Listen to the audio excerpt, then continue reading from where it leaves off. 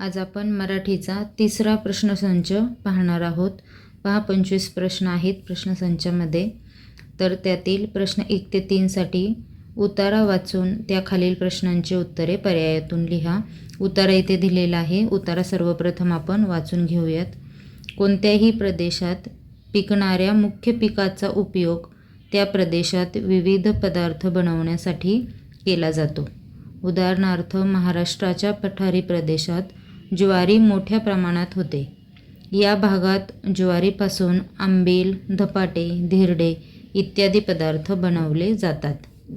कोकणात किंवा समुद्रकिनाऱ्यालगतच्या प्रदेशामध्ये तांदूळ, नारळ व खोबरेल तेलाचा वापर मोठ्या प्रमाणात केला जातो. महाराष्ट्रात ज्वारी, बाजरी, भुईमूग, सोयाबीन व मोहरी इत्यादीचा वापर मोठ्या प्रमाणावर करतात. मृदा व हवामानानुसार पिकांमध्ये हा बदल होतो, हे लक्षात घ्या. या बदलानुसार प्रदेशातील लोकांचा आहार ठरतो. पहा, याप्रमाणे उतारा दिलेला आहे. आता उतार्याखालील प्रश्न आपण पाहूयात. पहिला प्रश्न आहे, वरील उतार्यानुसार चुकीचे विधान कोणते? पहा, ज्वारीपासून हुरडा, आंबील बनवतात, हे बरोबर विधान आहे. त्यानंतर हवामानातील बदलानुसार त्या प्रदेशाचा आहार ठरतो, बरोबर आहे. आणि महाराष्ट्राच्या पठारी भागात ज्वारी मोठ्या प्रमाणावर पिकते, हे सुद्धा पर्याय बरोबर आहे. मग चुकीचं विधान कोणतं आहे? तर उतार्यात भुईमूग, सोयाबीन, मोहरी, जवस या तेलबियांचा उल्लेख आलेला आहे. फक्त मोहरी या एकाच तेलबीचा उल्लेख आलेला आहे, परंतु भुईमूग, सोयाबीन आणि जवस या तेलबियांचा उल्लेख उतार्यात आलेला नाही, म्हणून हे चुकीचे विधान आहे.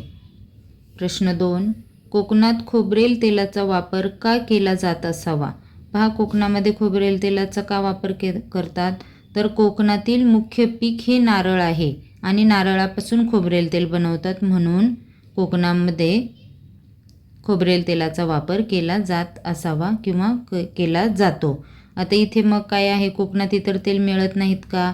नाही, हे विधान चुकीचं आहे. कोकणात तांदळाचे उत्पादन सर्वाधिक होते, हे बरोबर आहे, पण त्याचा खोबरेल तेलाशी काही संबंध नाही. तेथील लोकांना इतर पदार्थांपासून बनवलेली तेल मानवत नाही, असंही काही नाही. परंतु नारळाचं उत्पन्न तिथे जास्त होतं आणि मग नारळापासून खोबरेल तेलाचं उत्पादन होतं आणि मग खोबरेल तेलाचा वापर तिथे जास्त केला जातो. प्रश्न 3, कशामुळे पिकांमध्ये बदल दिसून येतो? पहा, हवामान, मृदा, राहणीमान आणि पर्याय 1 व 2 बरोबर. तर पहा, पिकांमध्ये बदल, राहणीमान तर हा पर्याय राहणार नाही. राहणीमानामुळे पिकांमध्ये काही बदल होत नाही. राहणीमान हे मानवाचं असतं. तर पिकांमध्ये हवामान आणि मृदा या दोन गोष्टींमुळे बदल दिसून येतो, म्हणून पर्याय 4 याचं योग्य उत्तर आहे. आता प्रश्न 4 ते 6 साठी सूचना आहे. खालील कविता वाचून त्या खालील प्रश्नांची उत्तरे पर्यायातून लिहा. कविता दिलेली आहे. सर्वप्रथम आपण ती कविता वाचून घेऊयात आणि मग त्यावरील प्रश्न सोडवूयात. मासात मासी, श्रावण मासी, जलधारेची वृष्टी, या मासाची वाट पाहते अखंड जीवसृष्टी. सौर वर्षातील पंचम मास वर्षा ऋतूत येतो. ऊन पावसाचा खेळ खेळण्या निसर्ग आरास करतो. क्षणात पाऊस, क्षणात ऊन, मन उभारी देतो. उत्सवाचे लेणे लिहून रीतीभाती जपतो.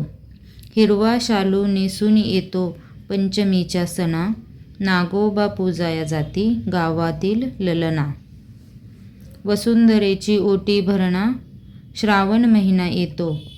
फुलाफळांचा साज पाहून हर्षमनी दाटतो. पहा, याप्रमाणे कविता आहेत. आता यावरील प्रश्न आपण पाहूयात. प्रश्न 4, वरील कवितेत कोणत्या महिन्याचे वर्णन केले आहे? पहा, वरील कविता जी आहे तर ती श्रावण महिन्यावर आधारित आहे. श्रावण महिन्याचं वर्णन या कवितेत केलेलं आहे. पर्याय 4. प्रश्न 5, पद्यानुसार असत्य विधान कोणते? पद्यानुसार म्हणजे पद्य म्हणजे कविता.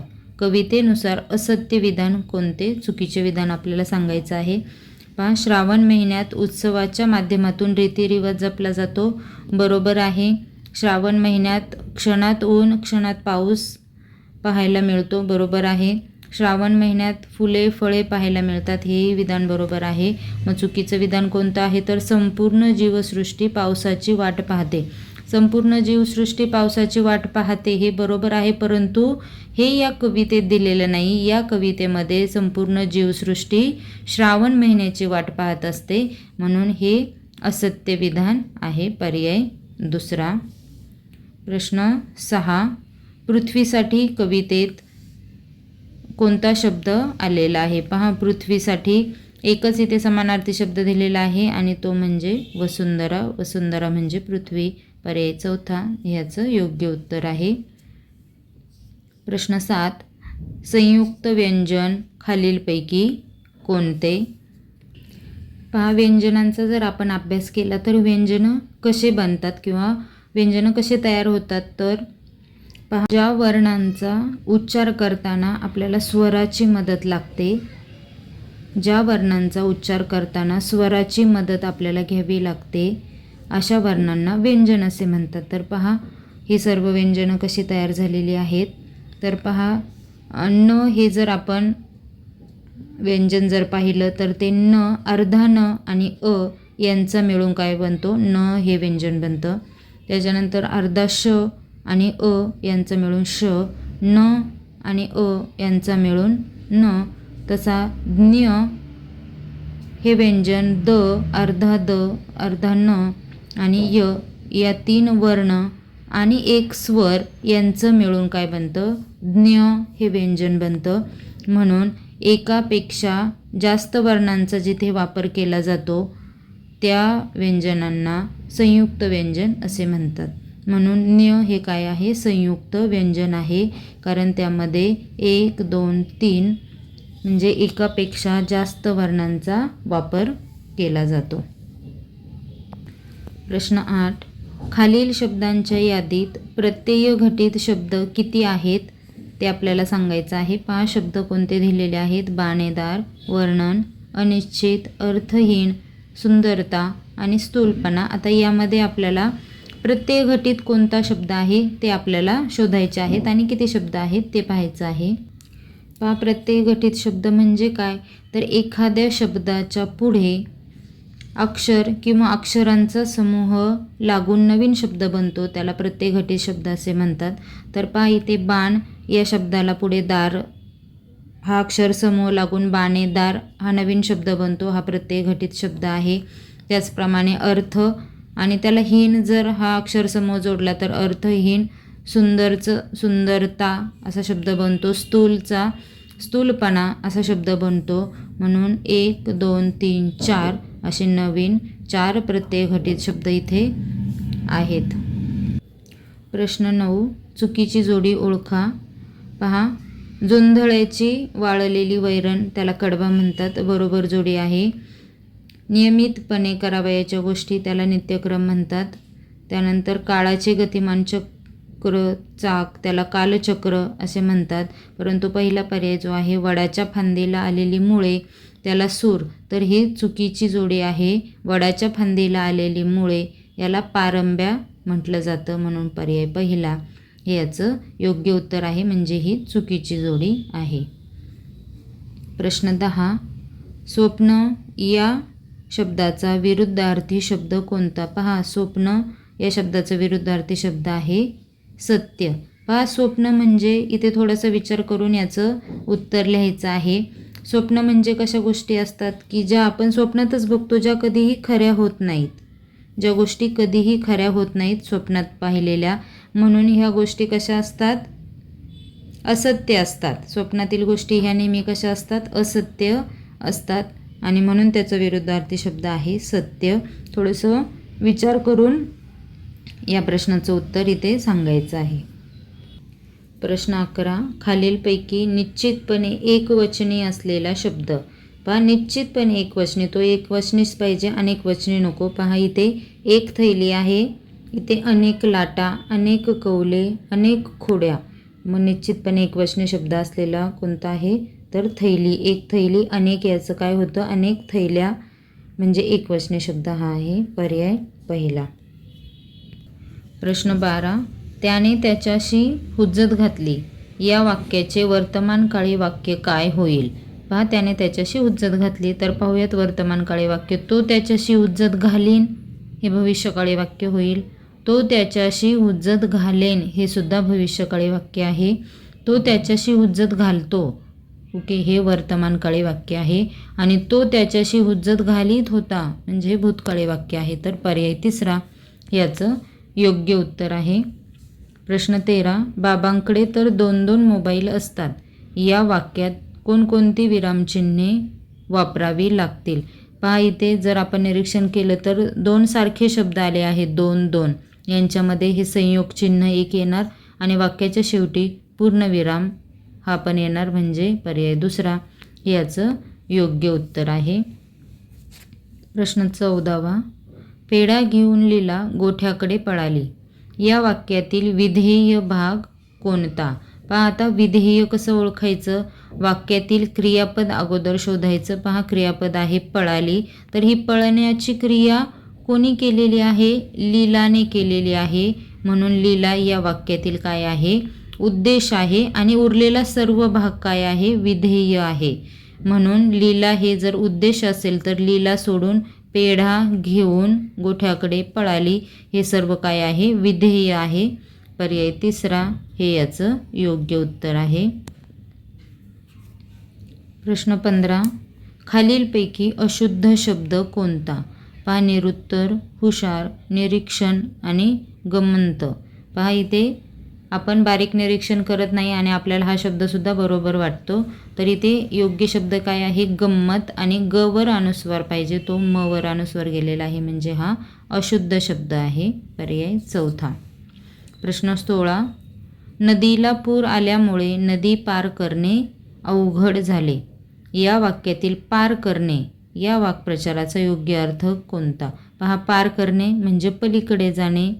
पर्याय दुसरा हे याचं योग्य उत्तर आहे. प्रश्न 17. इथे पहा, अक्षरसमूह दिलेला आहे. बाजूच्या चौकटीत दिलेली अक्षरे जुळवून म्हण तयार केल्यास मधले अक्षर कोणते येईल? सर्वप्रथम या दिलेल्या अक्षरांपासून आपल्याला म्हण तयार करायची आहे. इथे उंदराला मांजर साक्षी ही म्हण तयार झालेली आहे. आणि आता याचे बरोबर मधले अक्षर आपल्याला शोधायचं आहे. तर डावीकडे जर 4 अक्षरं सोडली आणि उजवीकडे सुद्धा जर 4 अक्षरं सोडली तर मधलं अक्षर हे मावर अनुस्वार हे येत आहे. म्हणून पर्याय तिसरा याचं योग्य उत्तर आहे. पहा, प्रश्न 18. आवडते मज मनापासून शाळा. या वाक्यात क्रियापद शब्द कोणता आहे? पहा, आता जर आपण निरीक्षण केलं वाक्याचं तर आपण नेहमी पाहतो की क्रियापद हे वाक्याच्या शेवटीच असतं, परंतु ते शेवटी शब्द शाळा आलेला आहे. मग शाळा हे क्रियापद असेल का? तर नाही.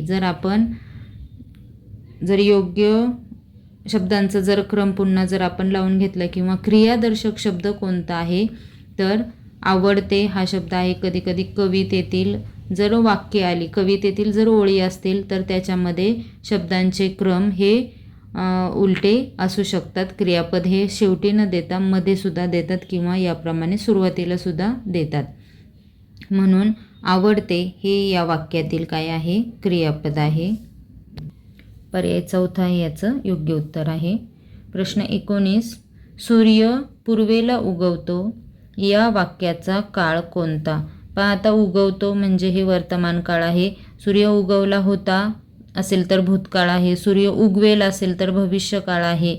आणि सूर्य पूर्वेला उगवतो हे असल्यामुळं इथे काय आहे? वर्तमान काळ आहे. पर्याय दुसरा. प्रश्न 20. कंगाल या शब्दाचा योग्य समानार्थी शब्द पुढीलपैकी कोणता? पहा, कंगाल म्हणजे पैसे नसलेले. ज्यांच्याकडे पैसे नाहीत त्यांना काय म्हटलं जातं? किंवा ज्याच्याकडे पैसे नाहीत तर त्याला कंगाल म्हटलं जातं. पर्याय पहिला हे याचं योग्य उत्तर आहे. प्रश्न 21. बाजूच्या रिकाम्या चौकटीत कोणते अक्षर लिहिल्यास शब्द अर्थपूर्ण होणार नाही? पहा, प्रश्न व्यवस्थित वाचायचा. अर्थपूर्ण होणार नाही हे विचारलेलं आहे. पहा, जर घा आपण ठेवलं तर घाट अर्थपूर्ण शब्द आहे. वा ठेवलं तर वाट अर्थपूर्ण आहे. आणि ता ठेवलं तर ताट अर्थपूर्ण शब्द आहे. परंतु जर सा ठेवलं तर साट तर हा काही अर्थपूर्ण शब्द होत नाही, अर्थपूर्ण होणार नाही याचा पर्याय चौथा. प्रश्न 22. पुढीलपैकी वेगळा जोडशब्द कोणता? पहा आता इथे जोडशब्द दिलेले आहेत, तर आपल्याला वेगळा जोडशब्द इथे शोधायचा आहे. पहा, देवाण घेवाण, खरे खोटे, देव दानव आणि धावपळ असे 4 शब्द जर दिलेले आहेत, तर देवाणघेवाण, खरे खोटे आणि देव दानव या तीनही पर्यायांमध्ये विरुद्धार्थी शब्द एकत्र येऊन जोडशब्द बनलेले आहेत. पहा, देवाणघेवाण म्हणजे देणे घेणे, खरे खोटे विरुद्धार्थी शब्द आहेत 2, देव आणि दानव हे दोन्ही विरुद्धार्थी शब्द आहेत. परंतु धावपळ या शब्दामध्ये धाव आणि पळ म्हणजे समानार्थी शब्द एकत्र येऊन हा जोडशब्द बनलेला आहे, म्हणून हा वेगळा शब्द आहे. प्रश्न 23. समूहदर्शक नसलेला शब्द पुढीलपैकी कोणता? पहा, समूहदर्शक नसलेला शब्द लिहायचा आहे आपल्याला. इथे पहा, गंध म्हणजे वास आहे. संघ, पहा संघ हा असतो खेळाडूंचा संघ, हा समूहदर्शक शब्द आहे. संच हा पाठ्यपुस्तकांचा किंवा उपकरणांचा संच असतो, समूहदर्शक शब्द आहे. पुंज हा पुंज तारकांचा पुंज असतो, हा सुद्धा समूहदर्शक शब्द आहे. परंतु गंध हा कुठल्याही समूहासाठी वापरलेला शब्द नाही, म्हणून हा समूहदर्शक शब्द नाही. प्रश्न 24. पुढील शब्द वर्णानुक्रमे लावल्यास दुसऱ्या क्रमांकावर कोणता शब्द येईल? पहा, वर्णानुक्रमे लावायला शब्द जे दिलेले आहेत, तर वेगळी त्याची यादी दिलेली नाही, तर डायरेक्ट पर्यायातच 4 शब्द दिले आहेत आणि त्याचाच आपल्याला काय करायचं आहे, वर्णानुक्रम लावायचा आहे आणि मग उत्तर आपल्याला सांगायचं आहे. तर पहा, सर्वप्रथम स्वराचे शब्द आणि मग त्यानंतर व्यंजनांचे शब्द. तर एक स्वराचा शब्द आहे अ, या स्वराचा शब्द आहे तो 1 नंबरला येणार. त्यानंतर क 2 नंबरला, त्यानंतर का हा 3 नंबरला शब्द येईल आणि त्याच्यानंतर उरलेला जो शब्द आहे तो 4थ्या नंबरला जाईल. तर दुसऱ्या क्रमांकाचा शब्द आहे मग करावे, पर्याय चौथा हे याचं योग्य उत्तर आहे. प्रश्न 25. या भारतात टिंबटिंब या कवितेचे कवी कोण? म्हणजे कविता कोणती आहे? या भारतात बंधुभाव नित्य वसुदे या कवितेचे कवी कोण आहेत? तर पर्याय तिसरा, राष्ट्रसंत तुकडोजी महाराज यांची ही कविता आहे.